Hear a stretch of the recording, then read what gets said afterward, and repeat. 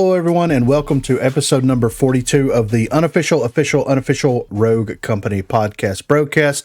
I'm here with Co-Reed. I'm here with Dirt Lord. I'm here with Garbo.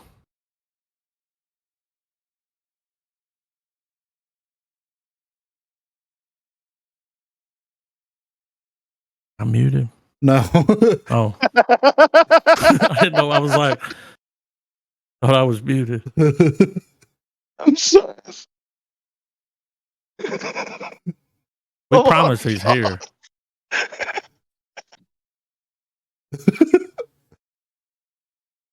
And I'm here with Garbo.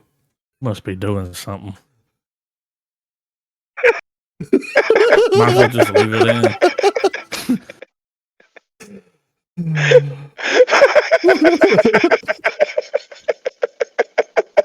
I was here with Garbo just a minute ago, but I'm here with Griffin. It's like, what could he be doing right now? Making me some cereal. Oh. Assholes. Damn.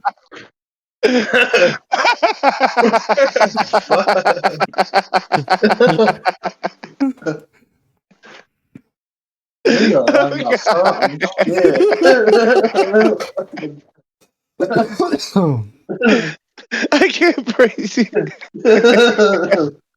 I'm ready. Official.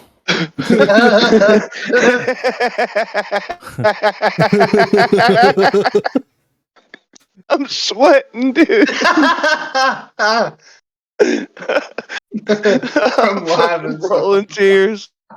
Oh my god. Come on, Garbo. I'm here with Garbo. Oh, I'm here with Griffin. I'm eating my cereal, dude. Like I said. Dude, it's 9:40. It's not breakfast time. I don't want to eat Breakfast for dinner. All right. I'm sorry. I'm eating cereal for dinner. Oh god. And this is the Rogue Company podcast, bringing you all the news that you need to know about Rogue Company. And we're going to start off first here real quick with the Smite World Championship schedule.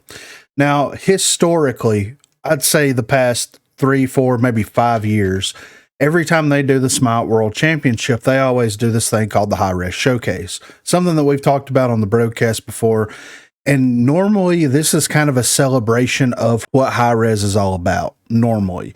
Of course, it's the Smite World Championship because it's the biggest game that they currently have, but they would also have other things that would line up in the schedule where it would be Paladins focused or Rogue Company or Realm Royale when that was a thing or whatever. But it seems this year they decided to take the easy way out and decided to just focus specifically on the Smite World Championship and also the DKO Creator Club. Oh. Yeah, right. So, and in the past, they've always done things like, character creation, whether it be for Rogue Company, Paladin, Smite, whatever. They would get some of the developers together and do like a panel where people would ask them questions on, how they come up with their ideas, what the development process is like for creating these new characters or maps, etc., bringing them into the game. And then most importantly, they always have some type of whether it be a video or it be like a panel or something like that, they would show like some teasers and some information for the community of each individual game to be excited about for the upcoming year, because it's always in January. So this is kind of like a loose roadmap where there would be no delivery dates or anything like that specifically assigned to them. It would just be like, hey, this is kind of what we're working on for, the 2023 year of Rogue Company. And this is what we're looking at for the 2023 year of Paladins, et cetera, et cetera. We don't have that this year. All we have, like I said, was the Smite World Championship and then the DKO Creator Cup. And they have they have an official tailgate stream from 8 a.m. until like 10:45, 11 a.m. So like there's definitely ways that they could have slot some of this stuff in, especially with it ending at 7:30. I think historically this would go until like 10 o'clock to 12 o'clock at night every single day that the events would be going on. That way they could squeeze more into it. Now I understand you're in a, you're in a space, right? You're in a building, you're paying, for occupying this building, all this kind of stuff. But like there's nothing that can happen there, like between the hours of 8 p.m. and 8 a.m. that can kind of supplement that money. So what are you gaining? What are you losing by not doing this? I think it's very interesting and almost cautionary way of approaching the new year, because like I said, we've got this every single year for as long as I've been playing Hi-Rez games. There's always been a Hi-Rez Showcase. There's always been information released to the community about what to look forward to. I mean, I'm pretty sure Rogue Company was announced in alpha during one of these Hi-Rez Showcases. So it's very interesting, to say the least, that they decided to not do anything whatsoever. And from what I understand, the DKO Creator Cup is a charity tournament. So they got like the biggest content creators for DKO to come out and play a tournament for charity, which is cool. Like, that's cool that they're doing it for charity and everything. But I don't know how many people are actually tuning into this. And if the Steam charts is any reflection of it, it's probably not a lot of people, That's also something that's very concerning that we'll get into here in just a second. But yeah, guys, no Hi-Rez Showcase, no leaks, no nothing to realistically look forward to as far as like communication with the community, anything like that. So I don't know, man. Maybe they decided, because last year or year before last, it might have been last year as well, they just released a video. It was like a 20-minute video showing, because they didn't want to get everybody together. They did the Smite World Championship stuff online, all that kind of stuff. But no video, no nothing. No news, no tweets, nothing. Like, it's been radio silence since the Mad Mercenaries update for Rogue Company came out. Well, who's the traitor? Yeah, right. And allegedly, like, the traitor is the new rogue that they're going to be announcing or something like that. I don't know who at this point, who really knows, But yeah, I think it's very concerning. Like, and it's not one of the Hi-Rez Showcase has always been that thing where it's like, this is going to happen. Like, we haven't got news for this long. There's going to be something at the Hi-Rez Showcase, Smite World Championship, Hi-Rez Showcase. They're going to do all this stuff. And like, people were asking me, like, in streams and on videos, things like that. That's like, when are we going to get some information from the devs? And I'm like, be on the lookout for the Hi-Rez Showcase. They always do something there. They always announce something. They talk about what to look forward to or what's been going on in the background since the last updates come out. Nothing. And I think that a lot of people are kind of like, there's no information being released. And this is the one source of information that they could possibly get. So now everybody feels like they're left, they're hung out to dry in a way. And I get it, right? If I'm playing a game and there's no news, no nothing, and there's obvious issues with it, like balance, bugs, things like that, and nobody releases anything, no communication whatsoever, then what am I to expect? That they given up. I mean, and that feels like it's very much the through line to this, right? Yeah, it's like they're at their finish line. But they're out of gas. In the community as well. Oh yeah, dude. I mean, the community's fed up at this. Yeah. Everything that's been going on with the game, like the only people that are staying there are people that are like cheeky players or people that are absolutely in love with the game, regardless of what's happening to the game. Even those runs like shit, they're getting shot around walls. They're facing ghost snipers. Either way, there's not like many that are actually just enjoying the games. I mean, 6v6 is absurd right now. Yeah. I agree. And this is one thing that I am going to say. So Just because nothing has been officially announced by anybody doesn't mean that people aren't paying attention and taking feedback and things into consideration. So take that for what you will, but just know that that people that are on Reddit, that are on social media, that are saying things about Rogue Company, whether it be positive or negative, whether it be constructive criticism or if it's just complete, just dogging the game, it's being seen, it's being heard. I assure you that. And where this bus decides to go and where the next stop that this bus makes is going to be, I have no idea, but it's being conveyed. The board and also the creators are conveying a lot of the information to the developers, and hopefully they're taking all this information in and they are going to put together something that will help benefit the community in the long run. I mean, they need to come out and I don't want to make this sound too aggressive, but they kind of need to explain themselves a little bit, right? A little bit. I mean, I would like an explanation.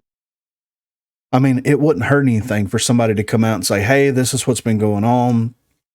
This is where we're at. This is where we want to get to. And this is kind of what we have in store for 2023 if we're able to bang everything out. And I know that a lot of people were pulled, from various Hi-Rez games to work on the launch of DKO. And, to the very, very small amount of success that game has had, it feels like that it was all for naught at this point, right? I mean, when your average concurrent players on Steam is 600, that's not a good look. That's not a good sign for the longevity of a brand new. I mean, we can still consider DKO a brand new game. It's been out for like a month. It smells like Tim the Tap Man, Exactly, right? Exactly. So that's not good. And they gave it away on Steam to whoever wanted it. They gave it away on PlayStation Plus to whoever wanted it. And now they're giving it away on Epic to whoever wanted it. So, and I feel like them giving it away on Epic as the last stop is like, we really need people to play this game. And sure you do. Yeah. And I have a feeling that if the player count doesn't rise somewhat, then it's probably going to be defunded at some point. Because the studio that's behind this game, I think it's Redbeard Productions or Redbeard Industries or whatever it is. They're based out of France. Like, they're not even in the States, and they worked on this game. And I can only imagine how much it costs to keep your labor in France. You know what I mean?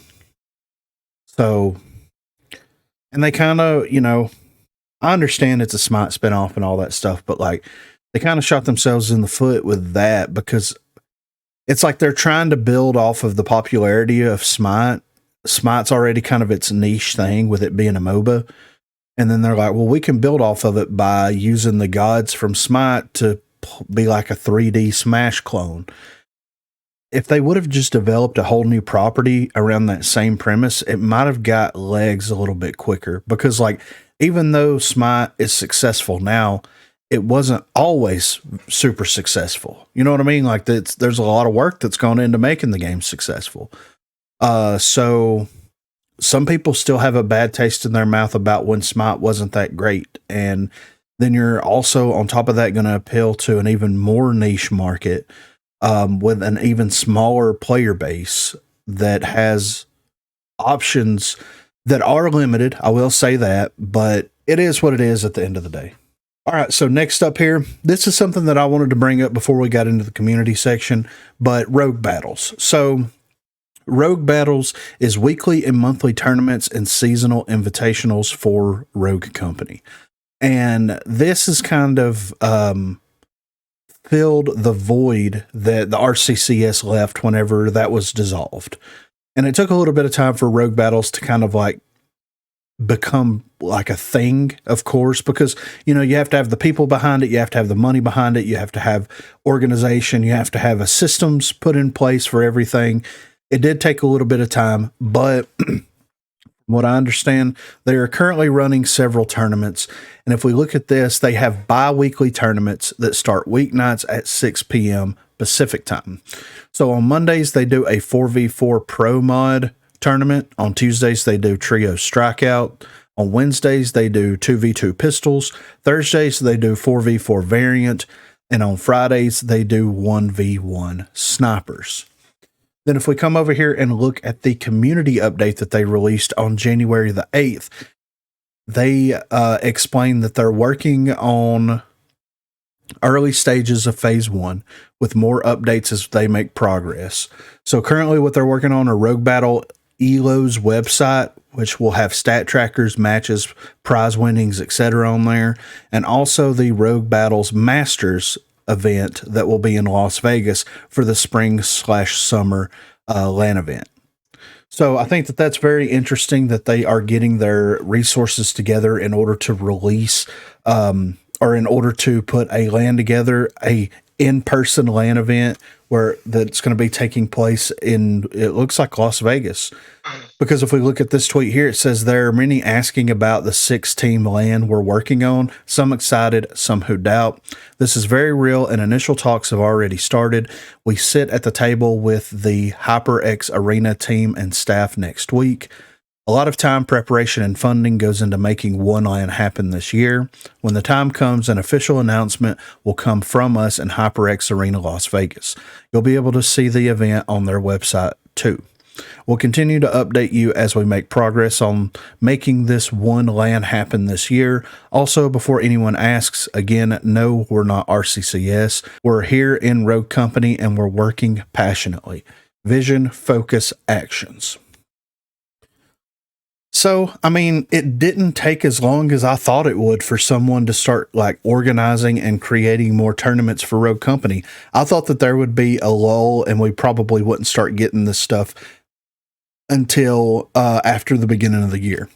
And if we go back a little bit of ways on how long they've been doing it, they've been doing tournaments and they did a winter series, I believe, if I remember correctly, that was 4v4 demo or 4v4 pro mod. Like there's different rule sets for different tournaments that they have, whatever it is. But they've been doing this for quite a while. And they also have people that they have hired to work on creating and developing a website where not everything has to be tracked through Discord. Not everything has to be like a bot associated with it. That way things can be like updated and integrated into this website so that you can access it, anywhere. And of course you can access it anywhere if it's on Discord as well, but it's a little bit more professional looking and it's taken a little bit more seriously when you actually have a website that's dedicated to something like this. You know what I mean? Oh yeah. I've watched some of these and, I mean, it's Rogue Company competitive, right? At the end of the day. And I enjoy watching Rogue Company competitive. I think that, to me, and maybe I'm biased because I'm more heavily invested in Rogue Company than anything else, I would say currently, as far as video games are concerned, but like, I enjoy watching it. There are some things that need to be done on the Rogue Battle side to get everything together to give it that pristine polish that they need. But as far as the rule sets and the way that the tournaments play out, the brackets and everything like that, I'm not mad at it. I enjoy watching it, whether it be the 4v4 demo, trio strikeouts, the snipers, pistols only, whatever it is. It's fun to just tune in and to see a lot of the people that were part of the RCCS are playing. You've got Delana, Gronky, Ink, Who's Dat, Rugi, like Nash, I think, is coming back and starting to play some of them. Canny's playing some of them. So you have a pretty good amount of the actual RCCS competitors that are coming in. And then you also have other people that are starting to work into it a little bit more. And with them doing multiple tournaments a week and opening it up for more, it's more like a grassroots community kind of feel than people, I don't think, are as intimidated about trying to get involved in something like this as they were with the RCCS. Because, I mean, you had to deal with the personality that came with the RCCS, and a lot of people didn't want to deal with that personality. And B, it felt like an exclusive club that only a certain set of people were invited to or could, participate in or anything like that. Even though when they would do the live qualifying events, you would hear the caster say constantly, hey, if you want to participate, join the Discord, and all this kind of stuff. But like, it still had that air of like exclusivity surrounding it. And I think that turned a lot of people off, and like, who wants to deal with that personality from the RCCS? Especially like once all the drama started and just didn't seem to stop whatsoever about one individual versus like pretty much everybody, it felt like at a specific point. Who wants to go into a competitive environment and deal with that? It's already stressful enough, Yeah. So, but yeah, I mean, there are some things that Rogue Battles needs to do to kind of get things up to snuff. It looks like that they have the people in place to develop the website, to get the LAN event going, that they have a good mind behind the rule sets, things like that. And I remember tuning into the Rogue Battles or someone's stream where the guy that's behind Rogue Battles was actually talking, and this dude was involved in the Call of Duty competitive scene, the Gears of War competitive scene. He's coming from a place that has dealt with a lot of competitive scenes from various different shooters. So bringing all of that knowledge and information and kind of developing own rule set, own way of handling everything based off of like history, and also trying new things, especially with a game like this. I think that opens up a lot of doors and allows a lot of freedom for him and his team to make something very interesting and very fun to watch. But whenever you pull up the events that are actually happening, it's normally like one person that is commentating on the match for 50% of the time and then reading chat the other 50% of the time. But to be taken seriously, regardless of like how much funding, how much backing you have, and how big your scene is, there's a certain level of professionalism that goes into that. And that professionalism is translated into presentation, right? So I feel like if there was a more cleaner, more defined presentation for the events that are happening, and maybe not every event needs casters and needs this whole production and everything, but the major events, the high dollar events, and you can discuss whatever the high dollar events you want, whether it be $100, $500 minimum, whatever it is. There needs to be some sense of professionalism and presentation that comes along with that to be taken seriously. Especially if you want sponsors. Exactly. Oh, yeah. Exactly. I feel like that maybe they have a hard time, because I'm not sure what's going on behind the scenes or anything like that. I'm not sure if they're having a hard time trying to find talent to come in to be casters for it, to be commentators for it, or if it's a simple, they're not ready to make that leap. Maybe they're not sure how to take that leap. I'm not sure like kind of where they stand with everything at right now, because I haven't spoken to them personally about this kind of stuff. But if it's a payment issue, for example, because we know from the RCCS that all the casters, commentators, hosts, and everybody was paid and flew to Atlanta to do that and paid for all of the online qualifying matches and everything.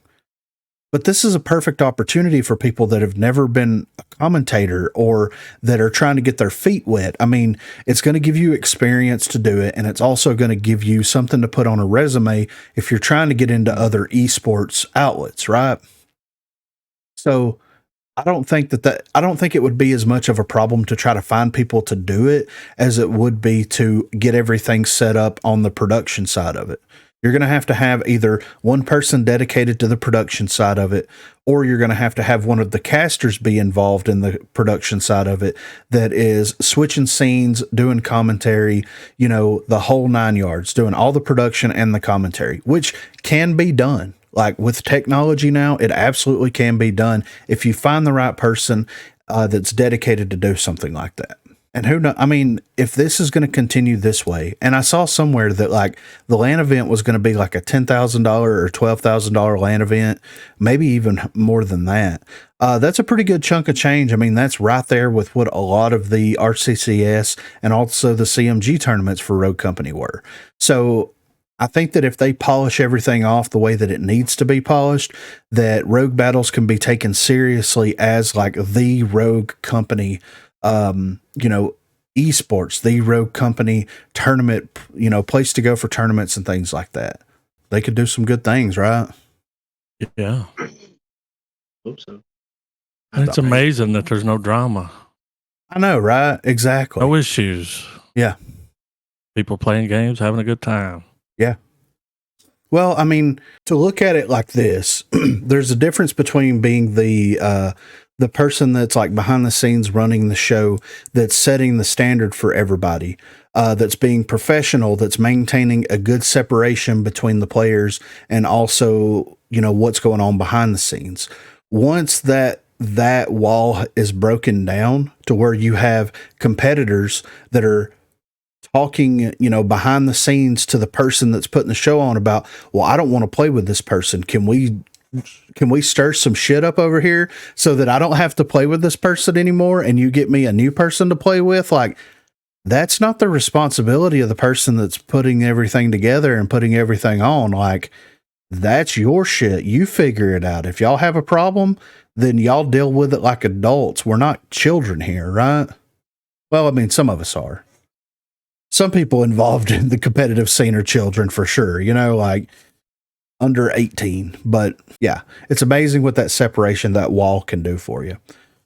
But I was just wanting to bring that up to bring awareness to it because I think they're doing good stuff over there. I think that if people can get behind it, can support it and turn up and turn out, I think that I think some good things can come. And like I said, it's very refreshing and very, very nice to watch some Rogue Company competitive stuff without a lot of like over the top drama stuff happening at the same time, All right, guys, this is the community section of the Unofficial Rogue Company podcast. If you want to contribute in any way, you can hit us up on Twitter at Broguecast. You can shoot us an email, broguecast@gmail.com, or you can join the Discord. The link will be in the description down below, and there is a place in the Discord for Broguecast contributions. But up first here, we have 3Jad21. We have a couple of submissions from him, and there's going to be more. It's going to be more heavily a community section because first of all, we didn't have one last week or the last episode. And then also there hasn't been anything released from the developers. So there's not really much to talk about, but this is what 3Jad had to say, or EJad, 3Jad. I don't know. Suggestion for better game mode UI and matchmaking consistencies. Myself and my friends were talking about how much better the game would be in terms of matchmaking / game mode UI if the separate options of strikeout, demolition, ranked demolition, etc. were ditched and the only two modes to pick from were quick play and ranked. You could then streamline the game mode selection through quick play and ranked by allowing people to select which game modes they want to play to queue for. Where in quick play, it would be strikeout, demolition, extraction, TDM, king of the hill, etc. And in ranked, it's between strikeout and demolition. By doing this, people would be going to the same options to pick the game modes they want to play. And in the case of casual play, people will both know exactly what game modes are available to play and will draw people's attention to the other game modes, convincing more people to try those other modes. This would help boost matchmaking consistencies in certain modes as well as boost overall matchmaking in servers with smaller populations like Oceania and Asia. It also allows people to control which game modes they want to play. In quick play right now, everyone is forced to play a random game mode out of a list that is no longer able to be seen. The game would only benefit from a change like this, so I really hope someone on the dev team or the board sees this and proposes it to the devs. So, I'm not part of the board or the development team, but I can comment on this as well as everybody else. First of all, having a way to go in there and select what game modes that you want to play, as far as quick play is concerned, I absolutely agree with that. You also need to have, in my opinion, you need to have queuable versions of the ranked modes that are non-ranked for people that are newer to the game to experience those game modes and how they're played, what the objectives are, etc., etc.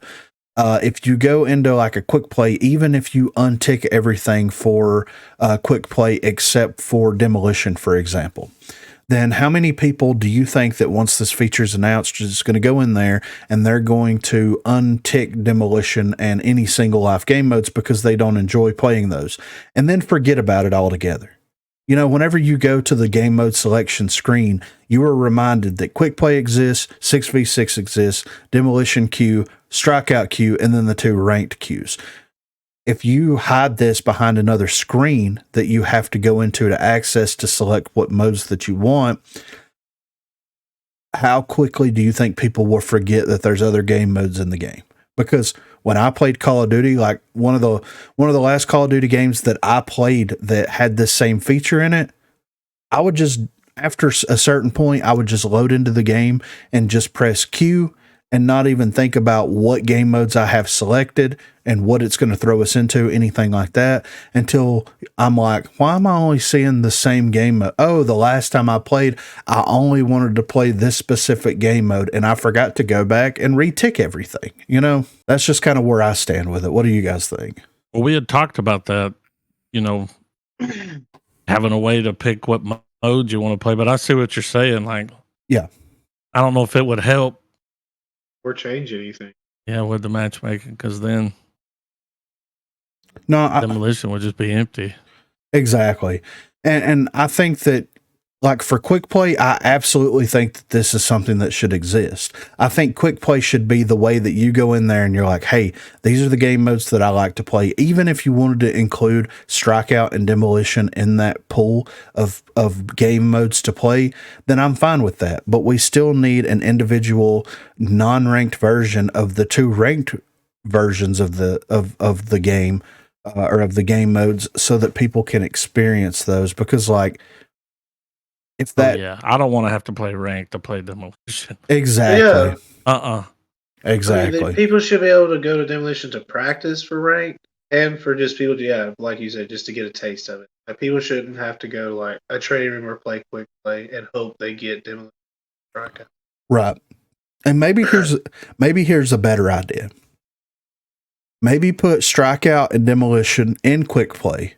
Leave the non-ranked version of demolition and strikeout as queuable modes, but make those modes mirror exactly what ranked is, minus the ranked points that you get. Yeah. Around the actual official points. So like have the whole band system and the pistol round, Yeah. Which means they would have to extend the rounds of demolition. Yeah. So if they took the current version of demo where you have to get 6, the first to 6 wins and put that in the quick play queue and then just redo the non-ranked version of it where it has picks and bans and the pistol round and all that kind of stuff, I would be absolutely okay with that. I missed the pistol round. That was kind of like, that was actually get your aim really going. Yeah, I agree. Because if you missed your pistol shots, dude, you were going to have a tough. You're like, oh, I'm going to have a tough game right here. Yeah. But I understand where this dude's coming from, and I do think that quick play should be opened up a little bit to include more maps, more game modes, and also like it feels like quick play currently runs like you're going to get Icarus, and Icarus for this entire week is just going to be King of the Hill, and every time you see Icarus pop up in quick play, it's only going to be King of the Hill. Why? Like, it's like they have certain modes associated with certain maps in the quick play queue. And that kind of sucks. Yeah. Yeah, I was just like, maybe they do. Very unfortunate. Yeah, I don't like that at all. I want to play King of the Hill on whatever map comes up at that specific moment. I don't want to just play it on the same map for an entire week straight. Over and over and over again. Yeah, just exactly. Randomize all of it. Don't have, they shouldn't have it all. Well, this level's this level, and like you do this level, you get this game mode. You go to this level, you only get this game mode. Yeah, it should just completely, if you're going to quick play, it should randomize. Yes, I agree. And if they like locked it to certain maps for like to make it run better, it didn't work. Yeah, right. Exactly. It did not work. Yeah. So next up here we have a post by Fresh Zeman. Opinion on player kick option versus surrender button. Whoever presses the surrender button is putting themselves up for being kicked. Obviously, kicking a player should have over 50% of votes. When in a 2v4, it just kicks yourself out. This option should also punish you if used too often, like the good old days, but maybe just an hour max. This should weed out the losers. I don't know if they mean the losers or the leavers. I have no problem playing a 1v4, but please do not drag me down and force me out of a game by forfeiting the match because of my teammates' incompetence. So, I personally feel like until there is some type of a AFK or leaver penalty brought back into the game, that we should have the option to kick someone. I mean, it's in other games. Yeah. Especially if they're throwing. Or being toxic. I mean. Yeah. Just being completely straight up, just rude. Forcing, killing themselves, or staying back and then acting like it's not their fault. I mean, many reasons. We can go on with it. Yeah. And you really see this rear its ugly head whenever you're playing Demolition, because how many times have there been three of us that are queuing Demolition and we're like, well, at least this fucking dipshit that's on our team doesn't have the bomb, and then they give him the bomb the next 3 times that we're trying to plant, and they're running up the middle of the map every single time, get sniped in the same exact. Yes. Yeah. Exactly. Yeah, just the opposite direction, exactly where you pick. Like wherever we plant, oh, we're going over here. Oh, well, I'm going to go over here. Why? Yeah, like, that's the opposite of what the whole team is doing. It shouldn't give you the bomb like until you reach a certain level in the game. Yeah, right. Like you play enough that it's like, oh, you can probably plant the bomb now, right? Yeah. Or just have the bomb laying in the plane and whoever runs up and grabs it first. Help. Like that would be fantastic. I think that having a kick function and also a way where at the end of the game, if you do kick someone from the match, then it pulls up a screen kind of like the report player screen where it's like, why did you kick this person? Was it AFK? Was it toxicity? And then that would be another way to track people and reports against certain people that are getting away with murder in the game. No pun intended, where it's like, if you play with one person and they're throwing the whole time or being toxic and you kick them and that continues to happen over and over again, then maybe their account needs to be reviewed and maybe something needs to be done about it. I mean, especially if multiple people are getting reported. Like, imagine if we weren't stacking and everybody on that team reports that one player. Like, it would not look good on that one player. It's different if it's like all 3 of us that are stacking, but like if it's individual players, all randos. Yeah. And it's you being toxic. I mean, yeah. Eventually the evidence add up. Yeah, and it would be nice to do that as well for people on your team that are suspiciously good at the game. If you can recognize by watching someone when, in like Demolition, for example, if you're dead and you're watching someone and you're like, there's no way that this guy's hitting these shots that he's hitting. What is going on? You should absolutely be able to kick that person for cheating. Like, I would rather be a man down in that situation than to play and get a cheap victory with someone on your team cheating. Absolutely. And here's something, too, that I'm going to piggyback off of. Why is there not an option to, A, spectate your friends' matches that are going on, and then, B, if someone leaves or gets kicked, and I know that this could be abused with a kick feature, but if someone leaves or gets kicked, you can just slot yourself right in. You've already loaded into the game. You've already been watching the game play out. You already know how the teams, the enemy team's playing based off of your spectating, and you can just slot yourself right into that open position right then and there. So I agree. I think that would be a real. But have you seen how it acts when it actually backfields? And I know you have. So yeah, I know. Yeah. That's probably the reason. Just because like their servers can't handle it. Like they can't handle like somebody spectating in the background, which you would think it would be easy. Yeah. And then like they already do that when they backfill somebody instead of somebody that's intentionally trying to backfill, in a way. Yeah. But I don't know, man. Again, servers act crazy already with just randos backfilling.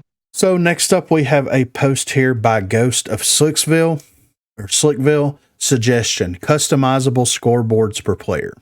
So the idea is you can change what is shown on your scoreboard.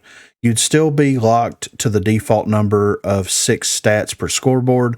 The current defaults will still be available, but add the options to change them for the following and order them as you wish: damage received, deaths, downs with ability, damage with ability, downs with gadget, damage over time, etc. I don't think this would be hard to implement, as these must be tracked in the game already so that they can add or contribute to your dailies. This is just a few ideas with the opportunity to add more. It would also help track challenges easier, as you can differentiate your down/damage for each weapon/damage source. Also, you'd be able to change these out in the pause menu during a match to make them quickly accessible. I mean, I'm not mad at it. I mean, it'd be cool, but Yeah, I mean, they ain't gonna do it. Yeah. I mean, you know what I'm saying? Like, I mean, it's remember just, we were like, can we get our fucking KD? And they're like, yeah, we're gonna put it in there. And it's like, Dude. what's this bullshit? It doesn't even make sense because like Yeah. when you look at your KD, like most of my characters are like they're all 2 and above, but my KD is actually lower than that, and it's like no, that doesn't make any sense at all. Like what's happening? yeah. I think that what they're doing is, I think that they've got their algorithm or something messed up in there, because what it looks like that they tried to do was put your average in there, and it's not, because I've got all of my rogues like either all over 3 or all over 4. I can't remember which one it is, except for 2 or 3 of them. And my KDA is like 2.2. It does not make sense. Yeah. Like, how is it half of what my KD with each rogue is? And then some of them that I don't play as much, like Juke and Cannon and a couple of the other ones, it's like absurdly high. 16, 28, Yeah. whatever it is, you know? Yeah, it's absurd. I can't remember what mine for Jukes is, but it's insane. Like my fixers is like 29. Yeah. It's just insane, absurd. Like, and then like again, back to it just doesn't average out. You're like, what? Why is it like 1.7 when all my stuff is 2.5 and above? Like what? Yeah. Why is that not What happened averaging here? out? Yeah, what happened? Please explain. Explain. Yeah. And I don't understand why they don't have deaths. Wait, I know why they don't have deaths on the scoreboard. I 1000% know for a fact why they don't have deaths on the scoreboard. But why don't you have my individual death count somewhere else other than on the scoreboard? If I'm playing TDM and I press the menu, the scoreboard menu to pop up, it should show somewhere on that screen of useless information that pops up how many deaths that I alone have in that match. Yeah. I know it's the only time you get to see it's after the game. Yeah, exactly. On that card, it'll show it there. But you can't see, because it doesn't look good next to 40 downs. Yeah, exactly. You know what I mean? That's why. Yeah. If it's 40 over 40. Oh, you dropped a 60 bomb? How many times did you die? 70? Yeah. Damn, I would have that many too. Yeah. Exactly. And then it also encourages toxicity, right? So if you're playing like Strikeout or something like that where deaths matter, then you're absolutely breeding an environment where people could be like, we're losing because of this fucking, even though this person. Everybody take a vote, kick him out. Yeah, right. Yeah. So, but yeah, it would be cool if they added a couple of things on there. I know that they went back and revamped it to where like, time on points on there for like King of the Hill, revives are on there, things like that. So it is nice to have those additional stats on there. But I mean, at the end of the day, like, why do I need, like me as a player, why do I need to see what everybody's stats are? Like, I mean, if you're trying to just completely negate as much toxicity as humanly possible, why was it that earlier when I looked at the scoreboard, I saw that the glitch on our team only had 58 damage and we were over 60% of the way through the entire match? Mm-hmm.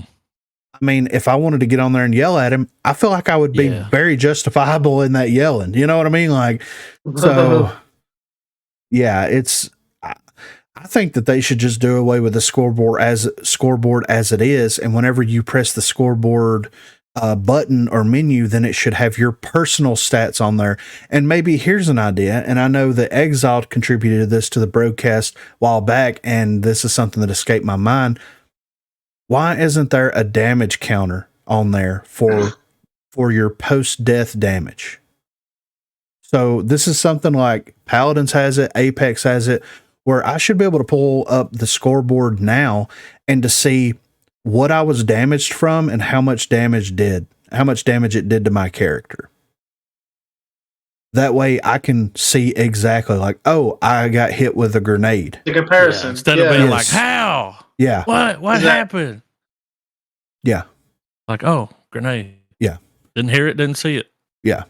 And they could totally revamp that scoreboard menu to have your downs that you have, the damage you have, you know, how many bomb plants, revives, all that information right there on one side. And the other side should be, okay, the last person that you attacked was, you know, Umbra, and the username was, you know, Call Me Daddy 69, and you did 120 damage to Call Me Daddy 69 with the HRM. And then you took 40 damage from, you know, Call Me Daddy 69 whenever they were using the Riptide, you know, and it should have that breakdown there. That would be very useful information to have. So I could be like, oh, I got hit by something that I wasn't expecting. Like I got shot from behind and I didn't get a hit marker from behind, but I got hit so quickly and the servers are all out of whack where I just went down instantly. It didn't make sense, but this makes more sense. I got flanked, you know? Mm-hmm. So that would be a nice quality of life thing to have. Yes. So next up, we have a post here by Tenebrae 42. Would it be too much if Sigrid could use any pistol with her shield? Currently, when you use Sigrid's ability and pull out her shield, she will pull out the warrant, even if you have a different pistol equipped, either from mastery or just snagging it off of the ground. Would there be a major issue if she had a Spitfire, salvo, revolver? I can see pluses for each, but also plenty of negatives. I don't think it would break anything. What do you guys think about that? Maybe they just haven't accommodated. Maybe they just forgot. Well, I guess it's just built into the move. Like, or yeah, I was about to say maybe it's just built in the ability. yeah, that's part of it. I mean, if Yeah, you can't do work but- with a warrant, yeah. I mean, Well, I mean, I also get what he's saying though. Like, you I picked see. this pistol. Like, why are you not? Able I to also do don't that? want that bitch holding a revolver and that shield at the Which- same time. Could Yeah. also explain that. Like, that could also explain it because in their own way, they're not trying to say that the revolver is a meta weapon or nothing, but they know it's too powerful if Sigrid's carrying it with her shield out. Yeah. I didn't even know Don't you- that was a thing. I never Yeah. thought. I don't I didn't- really I fuck didn't- with I didn't pistols either. a lot, so Well, every time I run Sigrid, she's got the warrant, and I don't really like running any other pistol but the warrant. Yeah. So I don't change it. Yeah, I guess that makes sense why I never noticed. And it, just so everybody is aware, it is intentional that she does have the warrant whenever she uses her shield. FYI for everybody. So it isn't. Okay. Yes. Now, here's what I think, you know, and this could be an interesting way for them to kind of balance out her ability, because her ability is kind of multifaceted and there's a lot of pros that go with using her ability. Even though when I play with her, I don't use that ability that often. I just don't like, there's a couple of rogues in the game where I enjoy playing them. I just don't feel like that their abilities offer that much more of a benefit. And maybe I'm wrong. Maybe I'm in the minority there. It is what it is. Sigrid's one of them. But, you know, Sigrid can block all incoming damage from her front. She moves slower. When she crouches, you can't shoot her feet. She can shoot around it, and she can also shield bash. yeah. There's no penalty whenever you're shooting around the shield, whenever you have a pistol. Like, you're still just as accurate with the pistol and the shield out as you are if you don't have the shield out. And I think that it wouldn't be a bad idea if they went in and made a couple of fundamental changes to that and then also open it up for the pistols. Because think about it. If she's using the shield with the revolver, one-handed, the revolver is going to kick way more than it would if you're using it two-handed, right? I see where you're going Yeah, with that. because That the makes shield's sense. heavy. Yeah. Yeah. Like, The handling needs to be a little different. Yeah. Like, Yes.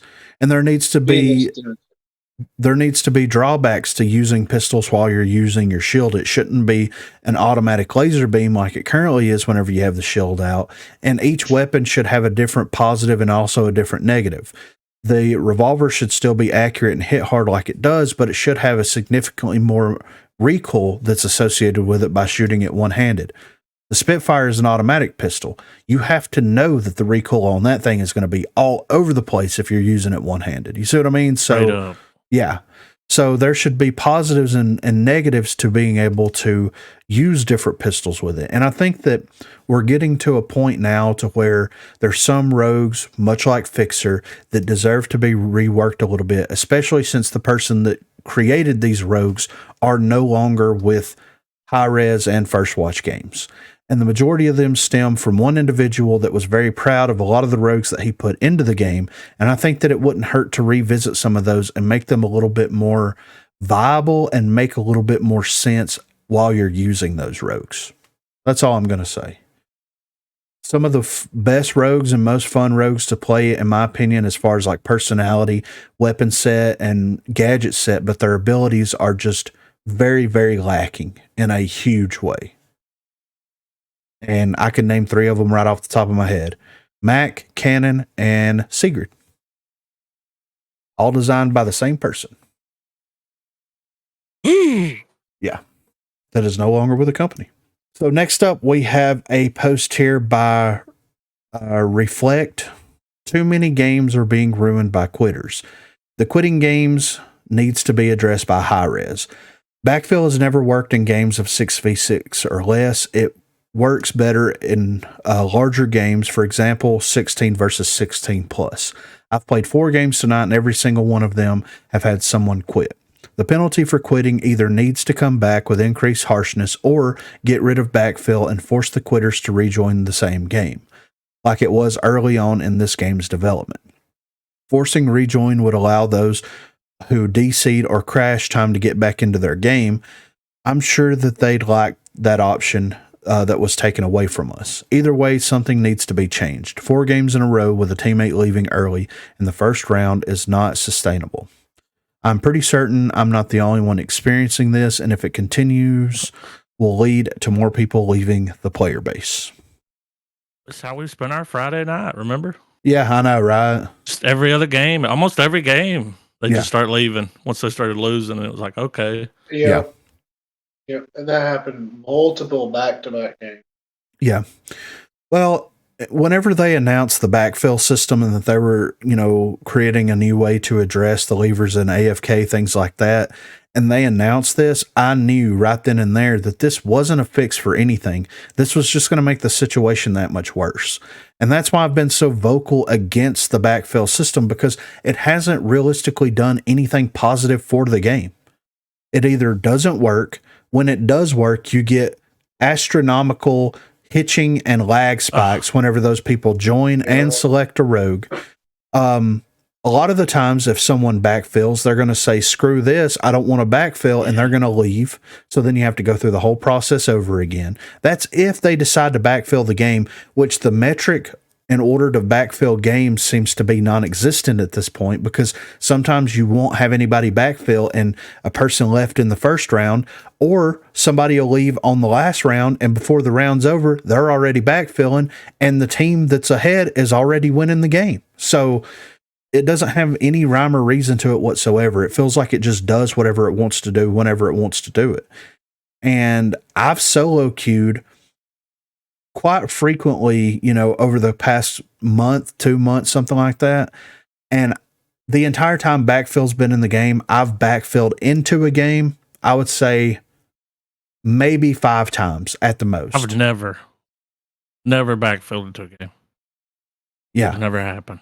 So I don't know if it's working for some people and not others. I don't know if it's prioritizing these players over these players. I don't know if it's looking at skill, if it's looking at some MMR. I don't know what it's looking at and where it's pulling the data to actually make the backfill happen. But whatever it is, it's just not working. It's not. And I fully agree with Reflect here that they really need to just allow us to rejoin the matches in progress. Yeah.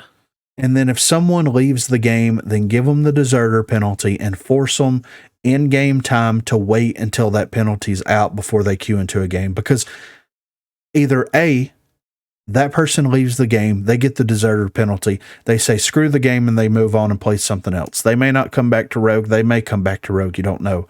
Or you hurt, 7 other people in the process? Yeah. What and the it fuck? used to work. Yeah, oh yeah. I mean, you would crash and it's like, hang on, I'm loading back in, put you right back in there. Whoop. Sometimes before the round ended, you could load back into it. If you were playing Demolition and you were able to relaunch fast enough, you would get back in before the next round started. But now that just went away. It was like, yeah, yeah, it's completely gone. Your Wi-Fi dropped, your fault. Yeah. And I think that also another thing that needs to happen is whenever the person leaves the game and they try to re-queue, it should put them right back in the game. If they sit there and wait until that game finishes, then it should give them the screen if their team won that they lost out on X amount of XP and X amount of reputation, all this kind of stuff, because they left the game, and then it awards them the deserter penalty. Why not? Yeah. Force them to wait until that match is done before you would give them the deserter penalty. Make them think about the decision that they just made to screw 7 other people that are trying to have a good time and trying to have an enjoyable experience in a video game. Look, man, I'm not opposed to cutting fingers off at this point with the amount of people that are fucking leaving games. Like, Jesus Christ, dude. Every time that we play, and like in 6v6, it's nowhere near as noticeable. You know, by the end of a 6v6 game, you could have 24 people that joined and left the game and not even realize. Know about it. Yeah. But in Demolition, you know, in dodgeball, in games, in smaller games, when it's 4v4, you absolutely notice when this happens, and it hurts. If you're on a full stack team and then 2 people, 1 person from the enemy team leaves, that sucks for not only the enemy team, but also your team, because you feel cheated. You feel like snooze fest. Yeah, this was a really good, compelling match until this person left. And then now we have the advantage of numbers. Like, we win by default, you know, like, so that's, and I'm not saying it happens every time because there are some really good players out there, but I'm just saying, based off of numbers and statistics, 4 people is going to beat 3 people 90% of the time, you know. Next up, we have a post by TSM Irrelevant. And I know that we've talked about TSM Irrelevant before from the Reddit. And I think that I've talked to TSM Irrelevant in like behind the scenes a couple of times. I think, I'm not 100% sure. But they posted a post here that says a few things I hope they do this year. Last year was awful. Content was the bare minimum. Balance changes felt non-existent. And over half of the posts I saw were about bugs. I wouldn't be surprised if this were the last year for Rogue. So if it is, I'd like to see them do these things in 2023.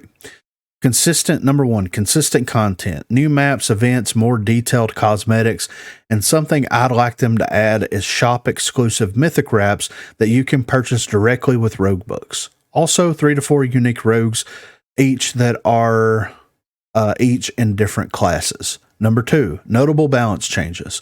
I feel like nothing has changed in terms of meta, and I still see Lancer RB players every other game. Hope they nerf what's been annoying a lot of players. Number 3, optional crossplay or slight quality of life change. The player base is on the lower side, but I still think that you shouldn't be forced to play against PC players as a console player.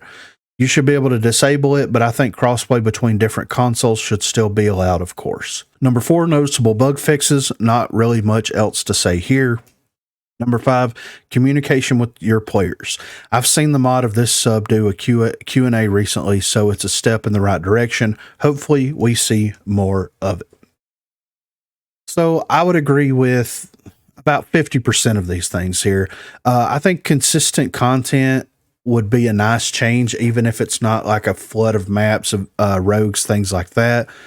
But I don't think that it would be a bad idea to add mythic wraps in the store to be purchased directly with Rogue Bucks. I mean, we've already seen that happen with a couple of like the Walking Dead bundles. They came with mythic weapon wraps. That Dollface Dahlia bundle that was bugged, it came with a mythic weapon wrap. Even though they were melee wraps, they were still mythic weapon wraps, right?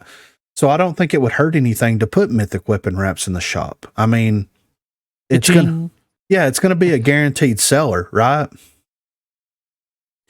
And this was something that I was talking with Corey about before everybody got on. I was looking at like the gliders and things. There are no legendary gliders in the store or in your inventory or anything.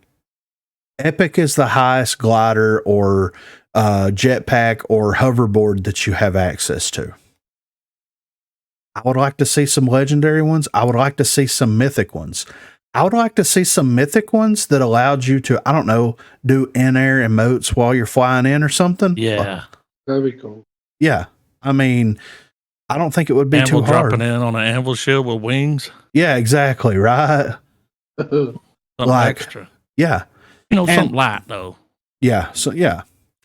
If they, if they extended the levels for the rogues, then they could put rogue specific gliders or jetpacks or hoverboards in there, and they could also put like emotes in there. Cause I've seen like, doesn't Apex have that where when you're flying in, you can do like some kind of a in-air emote type thing or something?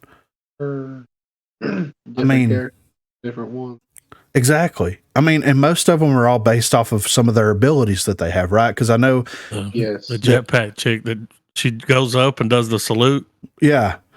Yeah. Well, I mean, it's just it's really cool that game has, and I know that you're flying in for much longer. In Apex, you're gliding in way longer than you are in Rogue. But still, though, I think it would be cool if just for a little flair, just for a little whatever you want to call it, you could do something like that. Why not?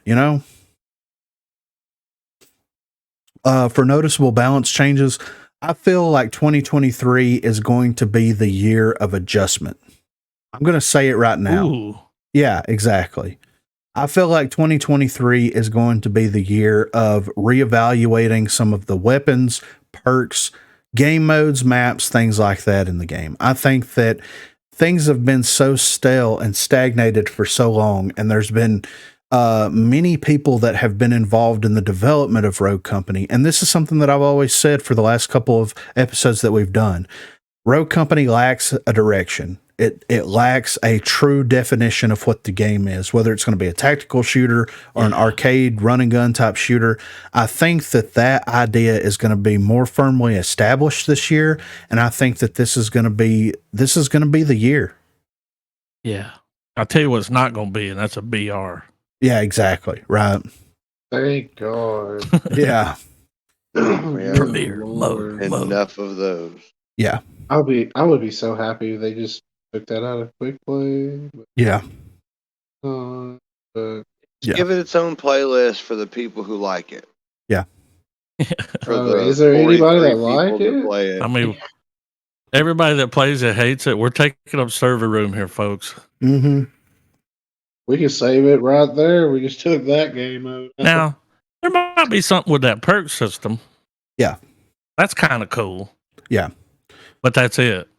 Yeah, because I mean, I was looking because I had a couple of videos that came out last week about like a lot of the perks that do a lot of the same things, and whenever you look at the perk set that you have access to in Battlezone, all of those except for maybe Helping Hands and Lifeline, all of the other perks are not there. Like you have Replenish, and Replenish doesn't have any upgrades, and it's probably the most expensive perk by itself. But you don't have a lot of the repeats in there that do the same exact thing. And I might be looking at it wrong, but like the perks really need to be looked at, and I have a feeling that they will be looked at. the balance of the game and what the meta is, things like that. I think that that's going to be addressed at some point because it is something that needs to be addressed. They tried to address the meta whenever they did that initial LMPX nerf.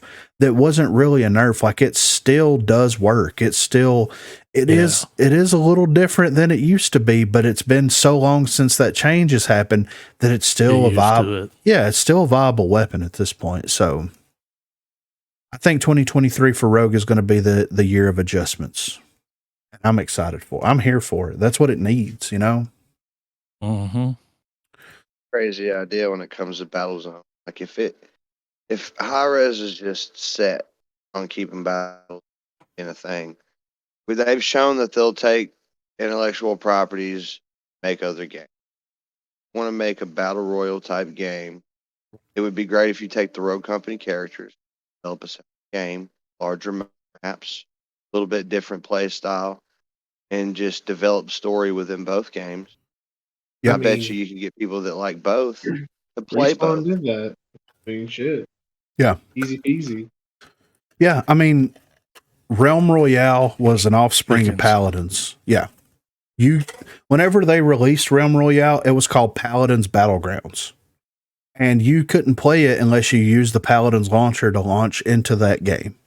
So that in and of itself, they pull all the assets and all the weapons and stuff from Paladins to put into Realm Royale. I guarantee you, if you made a Rogue Company Battle Royale, it would average more than 600 people at one, as a peak concurrent players. I guarantee that, Yeah. without a doubt. So next up, this is a post by Carl Manjaro. What's your biggest Roco trigger? I know there are a lot, but what's the thing that gets you heated the fastest when playing Roco? For me, it's probably getting danced on when I'm hard carrying. Something like I have 30 downs, my next highest teammate has 4, we're losing, and some jagweed with 11 downs on the other team is teabagging and emoting on me. Instant rage. Ironically, it often ends up being the extra gas I need to clutch up. Yeah. What about you? We've been there. I'm already I felt it. So I was like, yep. Yeah. I'll tell you what triggers me, dude. If I'm going to be Lancer stuck with these or the fucking arbitrator. symbols on my screen, let me goddamn resize them or something. Yeah, right. Because they're just there and they're big, They're dude. They're huge. huge. Yeah. They take up 10% of your screen. Let me turn that off if I want to. Individually. Something. Yeah. Jeez. Burned into my monitor. Yeah. You turn off your monitor and it still has the glowing emblem on. Red clot. Yeah. Like, what? It's burnt on your screen. Yeah, I would say that I agree with Carl Manjaro here. That's one of my biggest triggers is like when we're playing and like someone gets the best of you, Yeah. Oh, I've heard you say it so many times. Oh, you're going to dance on me? Bet. The one time. You got 10 damage. Yeah, right. Or you're playing Lancer. Yeah. That's the biggest insult. The biggest insult is not only when that happens, but they down me with Lancer using the arbitrator, then they proceed to teabag and dance on me. It's the default emote for me. Yeah, the default. Yeah. Like you can tell they got skins. Yeah. When they do that default dance on you, it's like, oh. Yeah. That makes me want to drive to somebody's house. Yeah, dude. Dance on yeah, dude. I mean, holy shit, that triggers the shit out of me. I don't mind. Look, if you're better than me, that's fine. If we're on the same skill level and you get the best of me, that's fine. But here's the thing, man. I'm not going to go out of my way to teabag someone or to dance on someone or anything like that. Now, if the match ends and I'm way away from everybody, I may dance. That doesn't signify me dancing on somebody. I'm just dancing because the match ended or the round ended. Yeah. But if you're going to teabag me, yeah. And like, not only does the default dance get me every time, but there's another dance. Laugh? No, it's not even the laugh or anything like that. It's the one, and this was an early on emote where they do the dip. It's the Russian dance where they're crouched and they kick their legs out. Yeah, dude. Oh yeah. Yeah, Yeah, dude. that one right there, because it's Or they take a picture with you. Fuck you. Yeah. Hey, if you ever see me teabagging somebody, they started it. Yeah, for sure. That's all I'm saying. Yeah. So last up, we have another post here by 3Jad21, list of known issues in Rogue Company. Wanted to make a list of the known issues I can think of off the top of my head that are still in or been introduced recently to Rogue Company. So here goes. The toughness bug, where characters take random amounts of damage as if their toughness level is fluctuating with each shot, most noticeable when using a high damage per bullet gun like the Hydra, where I deal 30 damage one bullet, then 29 damage the next, despite getting closer to the target, who is a 2 or 3 toughness. This is especially infuriating on all 1 toughness characters with the Sahara, as they should be 4 shots to the body, but end up needing an extra bullet because one of them did 1 less damage, leaving them on exactly 1 health. The revive bug, when multiple people attempting to revive the down teammate at once, causes the down teammate to start bleeding out during the revive. Only another person coming in to help revive can stop the bleeding. So if 2 people's healing 1 person, they need to bring a 3rd person in to stop the bleeding out effect. It's kind of funny. Upgrading Runway's pistol after equipping it prevents you from swapping back to having 2 primaries for the entire game. Floating trip mines outlines that appear in the air when you play as a character with trip mines. Trench barbed wire can still destroy itself when thrown. Character poses during the MVP screen start off using the lobby animations, then either stay that way for the duration of the screen or revert to the MVP poses halfway through. Max still has very inconsistent placing for his flash bomb. Sometimes he'll try to place it, but cancel it and just crouch. Sometimes he'll get stuck in a loop of the first few milliseconds of his placement animation. Sometimes he'll place the bomb, but it'll disappear after being placed, and you have to wait until it goes off manually, as you can't press the button again. Some daily contracts inconsistently don't track at all. Daily contracts still commonly re-roll into the exact same contracts. As a match goes on, the shop and money total drop down can stay hovering at the top of the screen for the rest of the match. Game chat seems to cut off randomly on PS4, PS5. Characters don't appear in the middle of your character select screen when you pick them on PS4, PS5, and Switch. Jukes drones targeting their lasers at friendly teammates. And there's a video on Reddit, if you haven't seen it, where it actually does down your teammates. What? Yeah, it's real. Yeah. And now for the less noticeable but still annoying ones, several cosmetic appearance bugs that have appeared over the course of the game's existence. The Sahara fire rate still incorrectly shows at 7.25 for the uncommon, rare, and epic rarities, but only shows a 7.04 for its legendary upgrade, which is its actual fire rate. Chalk's bio still has an extra unnecessary space in a sentence. Dallas's future tech skin preview icon is the stunt double skin preview icon. The Rogue Rank achievement for Year 2 Season 4 seems to be awarded to some people who didn't reach Rogue Rank in that season, with the achievement date being the 1st of January, 1601. Bugs that I haven't personally come across lately, but may still be in the game. Trying to fire your gun after sprinting sometimes doesn't let you shoot. Glitches hack not hacking anything despite activating the hack the moment targets appear in the UI. The fact I could come up with this list off the top of my head is pretty telling of both how much I play this game and just how many bugs or problems there are. Really trying to stay positive, hoping that even just some of these bugs will get addressed sooner rather than later. I mean, that's a pretty... Way too many legacy bugs, dude. Yeah, for real, right? Way too many. As old as the game. Yeah, yeah. So hopefully, like I said, 2023 hopefully is going to be the year of rebalance, of looking at, a lot of the perks, weapons, things like that. I really hope that they also take this opportunity to look at a lot of the bugs and problems with the bugs. Now, I will say that, like, at this point, the bugs that still exist are on, they've been there for so long that it's just whatever, right? Yeah. Whenever you roll or whenever you do something and your weapon doesn't fire, it's happened so much now that you're like, oh, I got the weapon not firing bug, you know? Or whenever, you know, you throw a grenade and it falls between a seam in the wall and just disappears into the void at the end of Garbo's trident and doesn't go off. Steps. Yeah, or the steps, yeah. Or whenever you jump and you auto mantle on fucking everything, drives me fucking insane, dude. That might be the thing that triggers me the most. I'm going back to that. My thing is if I jump and I jump near cover, or if I jump into cover, that means I want to jump behind the cover. I don't want to end up on top of the fucking cover. No, dude. There's no situation. My blood pressure's going up thinking about it. No. I've heard it. We've heard you yell about it so many times.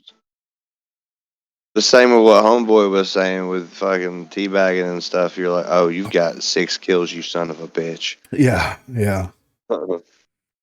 That's your name. Yeah. But yeah, hopefully a lot of these bugs do get looked at. Look, for 2023, I'm coming into it cautiously optimistic because we all know the reality of the situation, right? By the end of 2023, one of two things is going to happen. Either A, the game's going to be in a better state than it's ever been. You're going to have people in there that really care about the direction of the game and that are making strides to give us a better, more improved experience. Or the game is going to crash and burn and fail miserably, and this is going to be it. Yeah, like the death rattle. It's going to be the year. This 2023 is the year of deciding what the fuck is going to be. Yeah. We'll see what happens with it and that's why I'm being cautiously optimistic. Like, the worst of the worst can happen at the end of the year, and the game may still be around. The servers may still be active, but I feel like that this is the final straw. We've had a good launch with a huge player base influx, and then two years back to back. 1 year started out strong until they released Mac and changed the TTK and fucked everything up. And then the next year came out and it started out strong until the game left closed beta, and then it fell off completely. It seems like it's a trend where we get the first half of the year seems to be going very, very well. And then it just goes to hell in a handbasket the second half of the year, and everybody's questioning what's going on with the game. Do the developers even care about the game? Why has there been no communication? Anything like that. Radio silence. Yeah. This is the final straw. This is the make it or break it year right here. And cautiously optimistic about everything. I would be okay if we go 4 years without collabs. If that gets us better in-house cosmetics at a cheaper price, I'm fine with that. If that gets us better servers, then I'm fine with that. If that gets us a rebuilt matchmaking system, I'm fine with that.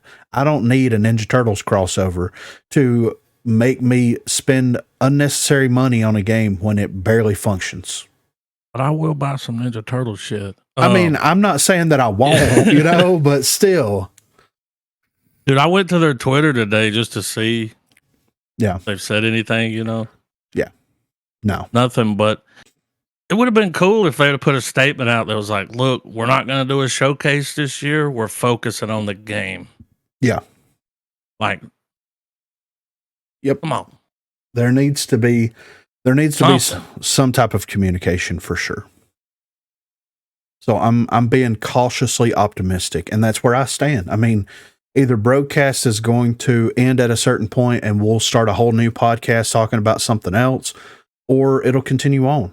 But at the end of the day, it is what it is, and I'm not sweating it too much. I'm here for the journey. This will be the first game that I've ever been on the ground floor whenever it drops up until possibly it going through Live death's door. support. So, Yeah. but this has been episode number 42 of the Unofficial Rogue Company podcast. If you want to contribute in any way, you can hit us up on Twitter at Broguecast. You can shoot us an email, broguecast@gmail.com, or you can join the Discord. The server will be in the link.